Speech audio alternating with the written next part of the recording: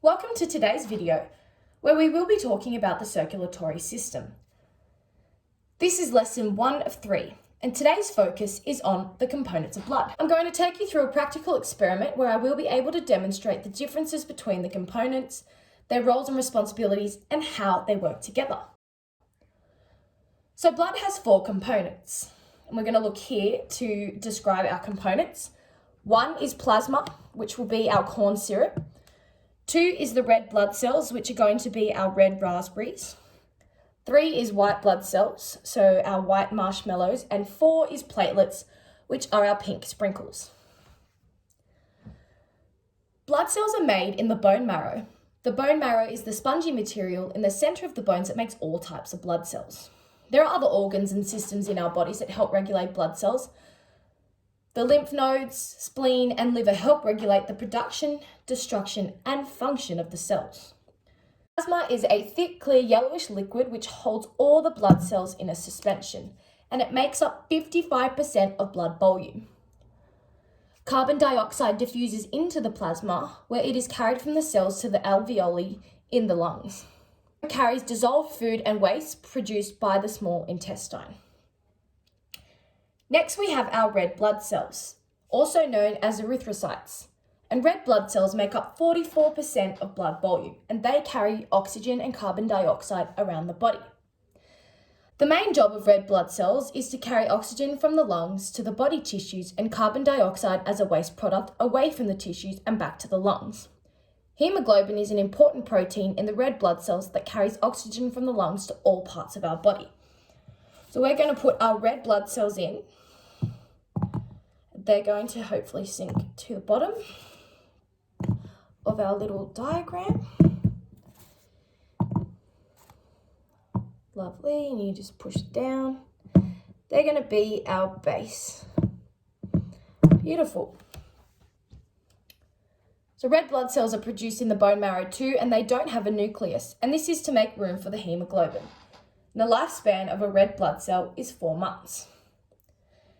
Next, we have our white blood cells, which are our marshmallows.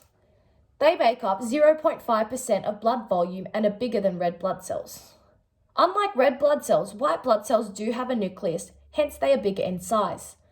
The main job of white blood cells, or leukocytes, is to fight infection. There are several types of white blood cells, and each has its own role in fighting invading pathogens, including bacterial, viral, fungal, and parasitic infections. The types of white blood cells that are most important for helping protect the body from infection and foreign cells include the following: lymphocytes, monocytes, eosinophils, basophils, and neutrophils. And they help heal wounds, not only by fighting, but also by ingesting matter such as dead cells, tissue debris, and old red blood cells. They protect you from foreign bodies that enter the bloodstream, such as allergens, and are involved in the protection against mutated cells, such as cancer. So that's our white blood cells. So we're going to put those in because they do sit on top of our red blood cells. Lovely. That's going to go on top. And then finally, we have our platelets, also known as thrombocytes. Platelets make up 0.5% of blood volume and are small fragments of cells which have no nucleus. The main job of platelets is blood clotting. Platelets are much smaller in size than other blood cells, and they group together to form plugs in the whole of a vessel to stop bleeding. So we're going to put some platelets in. They only make up 0.5%, so we're only going to put a few in. Lovely. We have our platelets. In order to make a scab, platelets convert fibrinogen to fibrin, and the fibrin then captures red blood cells to form a clot which dries to a scab. Time for some fun facts. So this is our diagram. First, we've got our plasma, which is the clear, our red blood cells, our white blood cells, which are smaller than the red blood cells, and our little sprinkles, which are the platelets.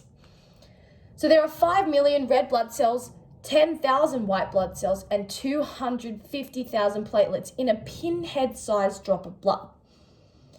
So essentially, we need all these components to be working together in order to stop our bodies from getting infections and to help move essential things like oxygen, heat, water, salt, and white blood cells around the body to ensure that we are healthy. You may want to use this slide to help you answer some of the questions I have linked in the activities below, as well as some of the information that you've learnt in the video. So make sure that you are taking notes when you watch the video. This just quickly summarises the main job of platelets, red blood cells, plasma and white blood cells and how it all looks when put together. Thank you guys for watching. Now please complete the activities I have linked in the comments section below. I will be checking them. Thanks again.